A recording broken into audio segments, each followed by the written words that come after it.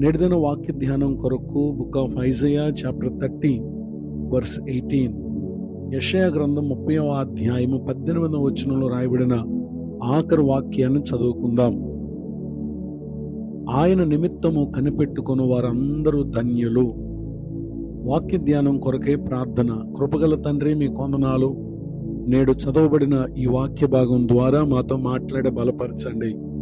యేసు క్రీస్తు నామములో ప్రార్థిస్తున్నాను తండ్రి, ఆమేన్. చదవబడిన ఈ వాక్య భాగంలో మన ప్రభువైన యేసు క్రీస్తు వారి కొరకు ఎవరైతే కనిపెడతారో వారు నిశ్చయముగా ఆశీర్వదించబడతారు. ఏ శాపము, ఏ కష్టము, ఏ అన్యాయము, ఎలాంటి ఇబ్బందిని వారు ఎదుర్కొంటూ వచ్చినా వారు ప్రభువు కొరకు కనిపెట్టుకుని వారు గనుక వారు ఎదుర్కొనే ప్రతి పరిస్థితులన్నిటి నుండి న్యాయం తీర్చే దేవుడు ఆయన వారిని ఆశీర్వదిస్తాడు అనేటటువంటి విషయాన్ని తెలియచేయడానికి సంతోషిస్తున్నాను. ఆయన కొరకు కనిపెట్టినటువంటి వారు ఎందరో వారు పొందినటువంటి దీవెనలు పరిశుద్ధ గ్రంథంలో మనం చూడగలం. వాటిలో ఒక సంఘటనను మనం పరిశీలన చేసినట్లయితే book of acts chapter 16 words 25-26, అపోస్తుల కార్యముల గ్రంథము 16వ అధ్యాయము 25-26 వచనాలు. అయితే మధ్యరాత్రి వేళ పౌలును సీలయు దేవునికి ప్రార్థించుచు కీర్తనలు పాడుచు నుండిరి, ఖైదీలు వినుచు నుండిరి. అప్పుడు అకస్మాత్తుగా మహాభూకంపం కలిగెను, చెరసాల పునాదులు అదిరెను, వెంటనే తలుపులన్నీ తెరుచుకొనెను, అందరి బంధకములు ఊడెను. చదవబడిన ఈ వాక్య భాగంలో పౌలు శీల న్యాయము తీర్చే దేవుని పరిచర్లో వారు ప్రయాసపడుతూ ఉండగా పుతోను అను దెయ్యం పట్టిన ఒక చిన్నది తనలో ఉన్నటువంటి దురాత్మ నడిపింపు చేత ఆ ప్రాంతంలో ఉన్నటువంటి వారికి సోది చెబుతూ ఉంది.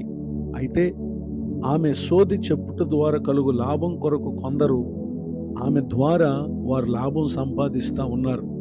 అయితే ఆమె పౌలును స్త్రీలను తనతో పాటు ఉన్న వారిని వెంబడించచ్చు, ఈ మనుషులు సర్వోన్నతుడైన దేవుని దాసులు, వీరు మీకు రక్షణ మార్గమును ప్రచురించు వారు ఉన్నారని కేకలు వేసి చెప్పినటువంటి సందర్భాన్ని ముందున్న వచనాలు మనం చూస్తాం.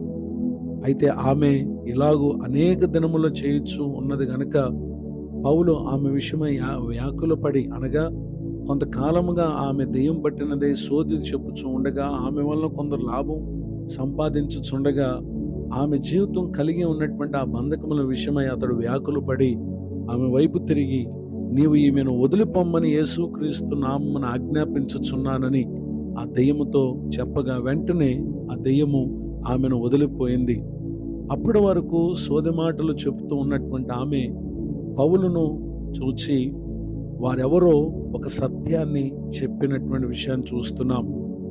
ఆమెలో ఉన్నటువంటి ఆ దెయ్యం ఎప్పుడైతే వదిలిపోయిందో ఆమె యజమానులు తమ లాభ సాధనం పోయినని చెప్పి పౌలును శీలను అన్యాయముగా వారు తీర్పు తీర్చి వారిని చెరసాలలో వేసి ఎన్నో దెబ్బలు కొట్టి వారిని పలు విధములుగా బాధ పెడుతూ వచ్చారు.